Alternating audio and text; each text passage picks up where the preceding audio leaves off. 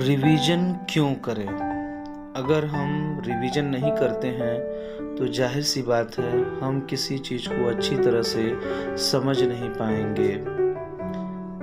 तो सबसे इम्पोर्टेंट है रिवीजन। इसलिए कहा गया है आगे आगे पाठ तो पीछे पीछे सपाट। अगर हम आगे आगे बढ़ते चले जाएंगे तो पीछे पीछे सारी चीज़ों को भूलते चले जाएंगे। इसलिए हमें रिवीजन करना सबसे महत्वपूर्ण है। अब हम बात करते हैं रिवीजन करने के कुछ टिप्स के बारे में। पहले टाइम टेबल बनाएं। टाइम टेबल बनाकर हमें सबसे पहले स्टडी करनी चाहिए कि हमें सारे सब्जेक्ट को पूरा समय देना बहुत ज़रूरी है। अगर पूरा समय नहीं देते हैं तो वह सब्जेक्ट क्लियर नहीं होगा। एक चैप्टर को कम से कम 3 दिन लगातार याद करें।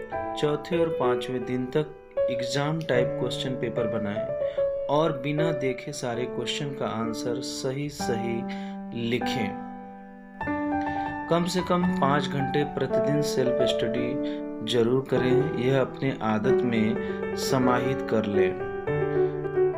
जब आप एक चैप्टर पूरी तरह से तैयार कर लेते हैं तो दूसरा चैप्टर पढ़ने से पहले उसे अच्छी तरीके से रिवीजन कर लें। आपको अपना एक अच्छा सा नोट्स तैयार करना चाहिए। स्टडी के समय लंबा ब्रेक नहीं लेना चाहिए। कम से कम 2 घंटे स्टडी लगातार बैठ के करना चाहिए। हर दिन पढ़ने के अलावा मनोरंजन के लिए भी पर्याप्त समय दें। याद रखें कितनी भी देर पढ़ें, एकाग्रता से पढ़ें, क्योंकि एकाग्रता के बिना ज़्यादा सफलता नहीं पाई जा सकती। किसी क्वेश्चन के आंसर को याद करके कम से कम 3 बार लिखें, क्योंकि लिखकर याद करने से किसी भी क्वेश्चन का आंसर याद हो जाता है। पर्याप्त नींद लें।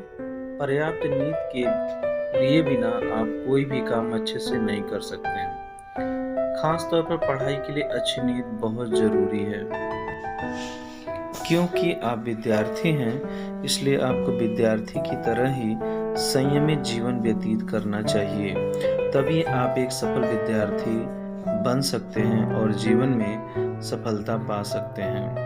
एकांत स्थान चुनें। रिवीजन वह पढ़ाई नहीं है कि आप जोर जोर से बोलकर करें ताकि आपका कंसंट्रेशन बने। रिवीजन पढ़े हुए को पहले से समझे हुए को फिर से दोहराना होता है। यह अच्छे से तभी संभव है जब आप एक एकांत स्थान में करें।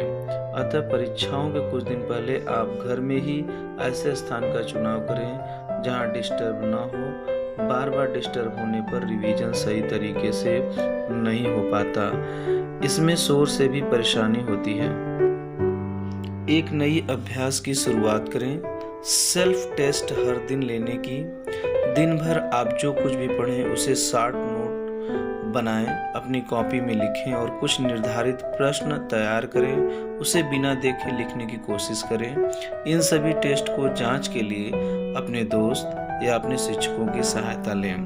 यदि यह भी मुमकिन न हो तो आप खुद भी अपने आंसर शीट की जांच कर सकते हैं। कुछ सप्ताह बाद आपको नतीजे आना शुरू हो जाएंगे। मेरा यह मानना है कि आत्म परीक्षण करने से हमें अपनी गलतियों का आभास होगा ताकि भविष्य में हम उन गलतियों को ना दोहराएं।